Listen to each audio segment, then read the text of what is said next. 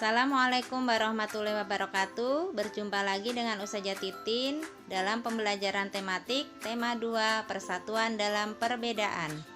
Materi kita hari ini adalah pertempuran sesudah kemerdekaan dan manfaat hewan serta tumbuhan.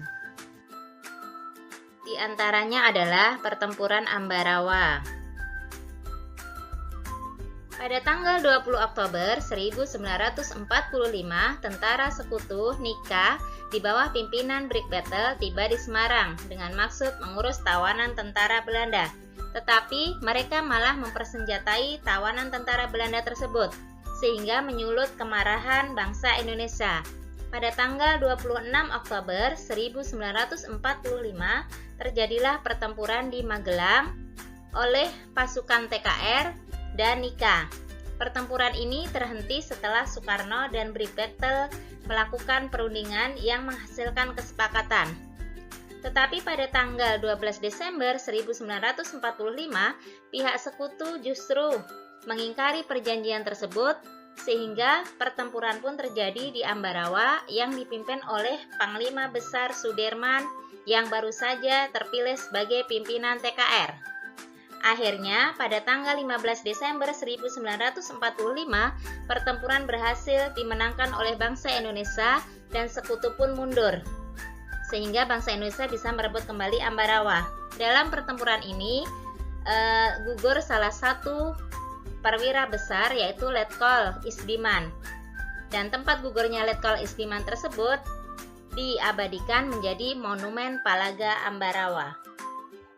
Nah, itulah tadi salah satu pertempuran sesudah kemerdekaan. Sekarang yuk kita simak apa sih manfaat hewan dan tumbuhan? Manfaat hewan dan tumbuhan.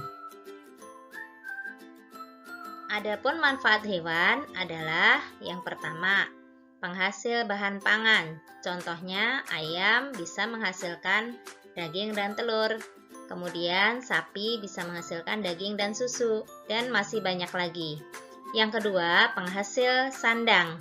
Contohnya, ulas sutra menghasilkan kepompong ulas sutra yang bisa digunakan untuk membuat pakaian. Kemudian, domba juga bulunya bisa dimanfaatkan untuk membuat pakaian. Dan juga hewan-hewan yang lain yang bisa dimanfaatkan. Yang ketiga, penghasil bahan kerajinan. Misalnya, kulit sapi bisa digunakan untuk membuat kerajinan wayang kulit. Kemudian, bulu angsa juga bisa digunakan untuk membuat kok untuk permainan bulu tangkis. Kemudian, yang keempat, penghasil pupuk organik. Contohnya, kotoran sapi, kotoran kambing, dan kotoran ternak yang lain yang bisa dimanfaatkan untuk pupuk kandang.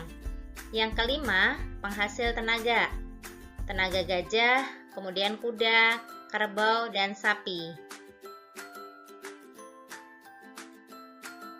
Nah, manfaat tumbuhan adalah sebagai berikut. Yang pertama, sebagai bahan makanan. Bagian tumbuhan seperti batang, biji, bunga, dan daun itu bisa dimanfaatkan sebagai bahan makanan. Yang kedua, bahan sandang.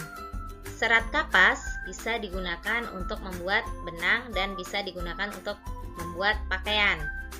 Yang ketiga adalah bahan bangunan.